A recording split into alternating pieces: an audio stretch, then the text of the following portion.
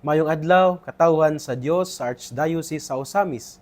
Sa ngalan sa tong talahuron nga Arsobispo, si Archbishop Martin Sarmiento Khumuwadidi, ug sa kahugpungan sa tibuok kaparian dinhi sa lokal nga simbahan sa Osamis, kini na usab si Reverend Father Eman Pujutan ang maghatod kaninyo sa ato ang mga pagpamalandong bahin sa Ebanghelyo karong adlaw. Mga igsoon ko na ni Kristo, adlaw karon nga Sabado, June 14, 2025. Karong adlaw atong gisaulog ang birthday ni Reverend Father Antonio Tony Sagrado. Si Father Tony, siya ang kasamtangang padrikura sa parokya sa Balaan nga Cruz diha sa Barangay Gango, Dakbayan sa Osamis. Busa kang Father Antonio Tony Sagrado, Pads, happy birthday kanimo karong adlaw.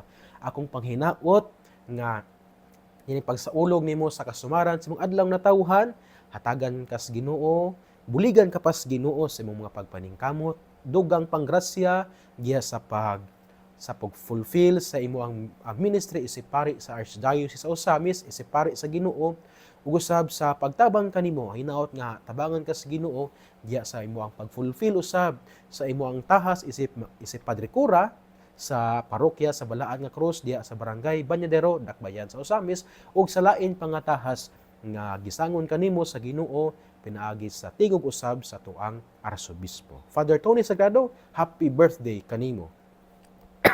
Wa ko pud nga belated birthday greetings.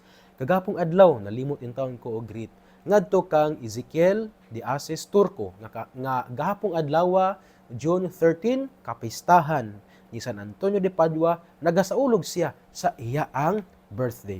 Busa kang Ezekiel de Asis Turco, feliz cumpleaños a ti, y yo rezo siempre para ti, que tú crezcas como un buen hijo, también como buen alumno, y tú que muestres respeto a tu papá, a tu mamá, que obedezcas a tus padres, y también que muestres respeto a tu hermano Enzo Martin de Asis Turco. Ojalá que este día de tu cumpleaños, sea un día lleno de risas, de sonrisas, lleno de gracia, y también que sea un día bendecido por el Señor. También yo rezo para ti, para que tú crezcas como un buen hijo, como yo he dicho antes, y que ese día, que disfrutes este día, porque ese día es tu día, es día de tu cumpleaños. Así que disfrutes este día con tus padres, con tus amigos, con tus hermanos, con tus sobrinos, con todos tus amigos. Y también con tu lolo, Lolo Bishop Martin Sarmiento Khumuwadidi. Otra vez, Ezekiel de Asis Turco, feliz cumpleaños. Pues mi regalo, te lo doy luego, ¿no? Luego, porque yo necesito comprarlo. Así que todavía ahora no tengo regalo para ti, pero luego sí, tendré regalo para ti. Así que, Ezekiel de Asis Turco, feliz cumpleaños.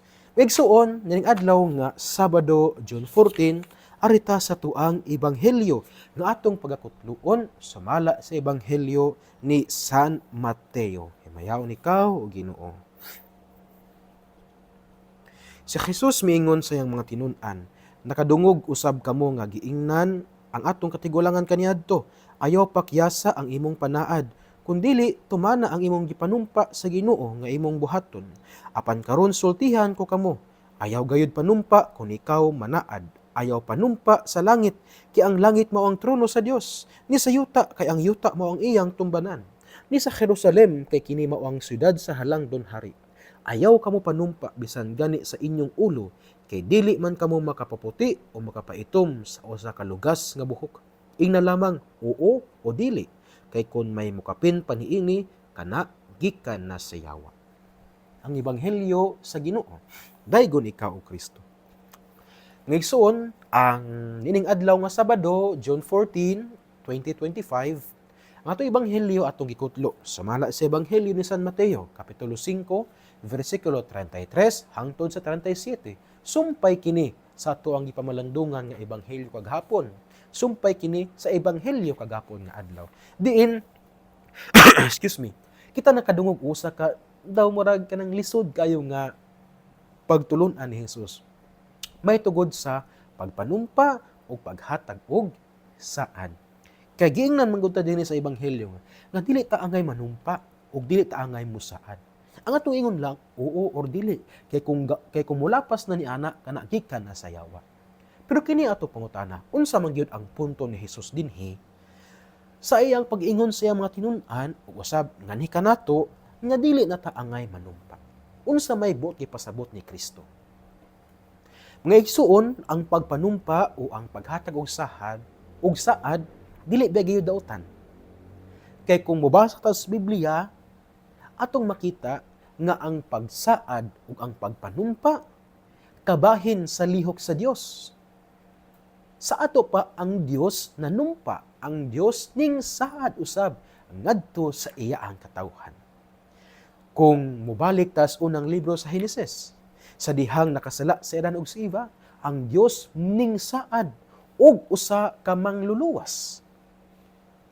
Muna gitawag og proto-evangelyo o una nga ebanghelyo, maayong balita sa kaluwasan.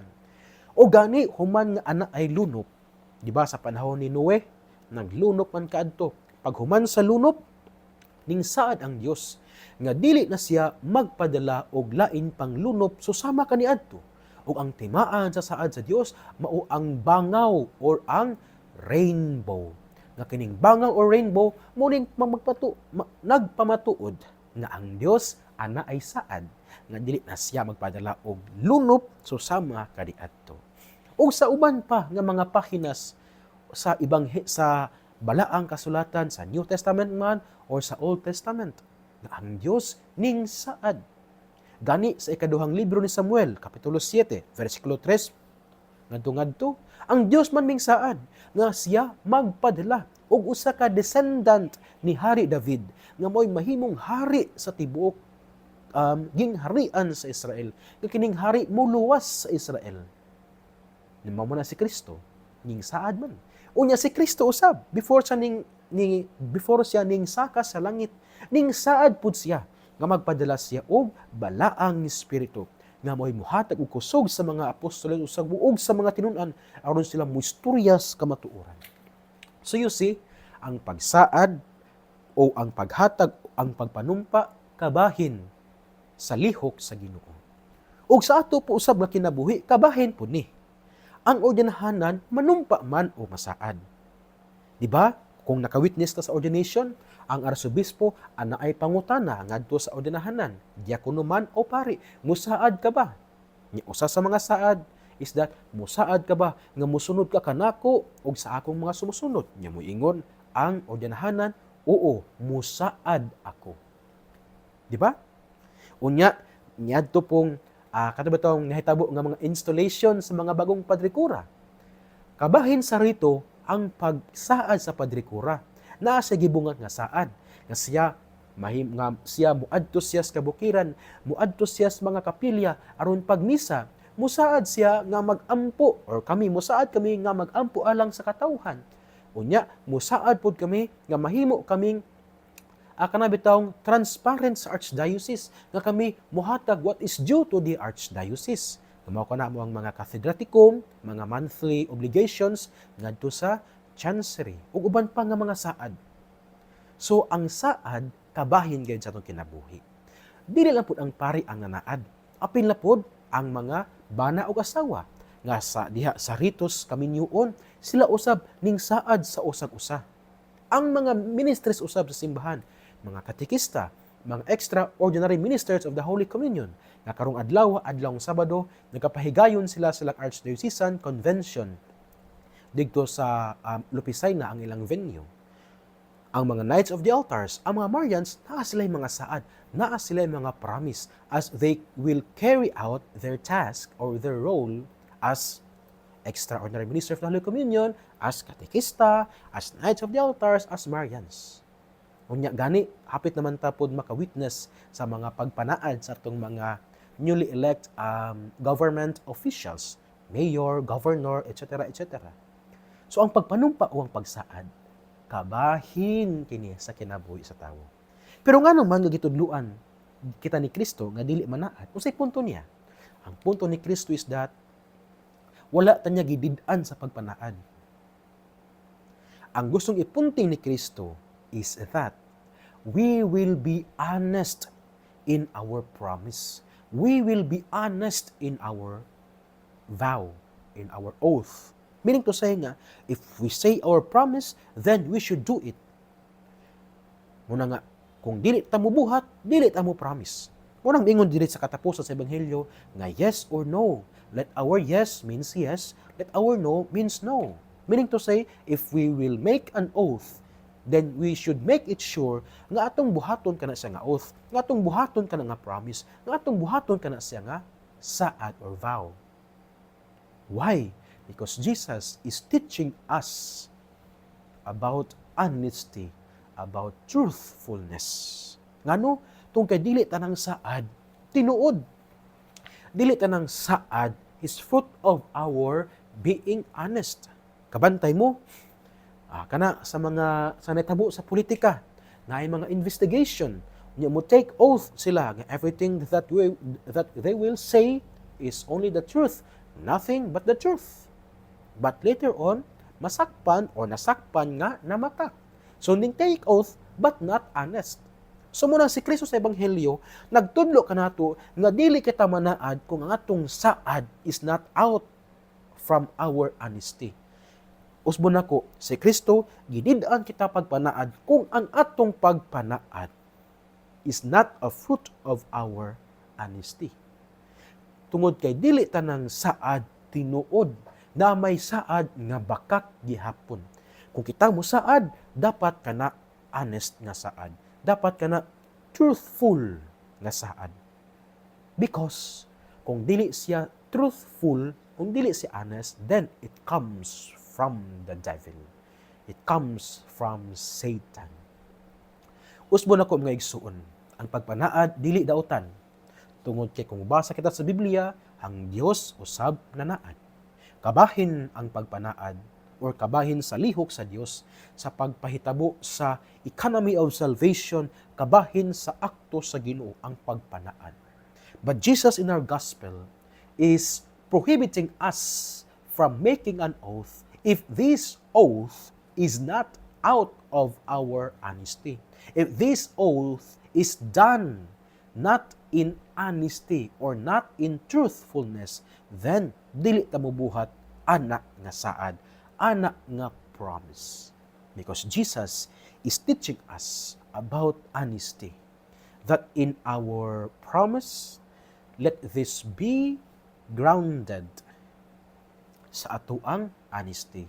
In every promise, in every vow that we make, it should be the fruit of our honesty. Or, sa pagpanaad nato, dapat honest ta sa itong mga saad. Kaya kung honest ta sa itong mga saad, kana nga saad, mahitabo gayud. Kana nga saad, atong buhaton kung honest ta sa tuang mga saad. Usbon nako, dili ta ng saad tinuod. Kana, real talk ina siya. Dagantang na witness nga nagsaad. For example, mga dili man sa pagdaot, no? For example, dagang mga politiko, nga ning saad nga munay mao na. Pero once nga nakalingkod, wag gyapon nitabo, di ba? Munang saludo ta sa ato ang mga leaders nga nagbuhat gayud sa ilang mga saad. Saludo ta sa ato ang mga elected officials nga nagbuhat gayud sa ilaang mga saad. Nya malipayon ta tungkay dinhi sa Misamis Occidental, ang atong mga leaders, they make their oath from their honesty. Meaning to say, ilaga yung gibuhat. Ang ilang mga saad kay honest man sila. So muna nga sa Ebanghelyo usbon nako, gidid-an kita ni Kristo sa pagbuhat og saad kung kana nga saad dili gikan sa ato ang pagkamatinud-anon, dili gikan sa tuang honesty. Kung sa pagbuhat nato sa maong saad dili kita honest sa atong kaugalingon. Because kana nga saad is from the devil, from evil, from Satan. Because dili tanang saad tinuod. So ang hagit kanato, let our promises be done in the spirit of truth, in the spirit of honesty. Let every vow we make be done in the spirit of honesty, in the spirit of truth, in the spirit of God. Tungod kay kana siya nga saad, kana siya nga promise, kana siya nga vow, when it is done in the spirit of truth and honesty, then it will be for the common good, not only for personal good. Isuon, dinhin lang kukutob sa akong mga pagmalandong. Di nito kalimtan nga ang pulong sa Dios ang ngayon atong paminawon, pamalandungan ug puy-an niya sa atong kinabuhi. Kay bulahan bigid kayo ang tawo nga naningkamot nga magpuyo sa mga pulong ni Jesus. Sama siya sa usa ka kahoy nga gitanom daplin sa sapa kansang dahon dili gid malaya unya tiempo sa timbunga siya mohatag og mamaayong bunga. Nga igsuon usbo nako. It is not bad to make promise. It is not bad to make vow, to make an oath. What makes it bad is that when we make our oath not in the spirit of honesty. And so, let us make an oath or mubuhat kita og mga saad in the spirit of honesty, because that act of making an oath of promise in the spirit of honesty will be for the common good, not only for personal selfish interest. Igsuon, uban sa pangaliya sa itong mahal nga nahan, gisangpit natong mga mismistong nga beren sa kuta, ang Diyos unta, manalangin kaninyo kanunay, sa ngalan sa Amahan, o sa Anak, o sa Espiritu Santo. Amen. Mag-adlaw, mag-amping, o ki Diyos li siyempre bendiga.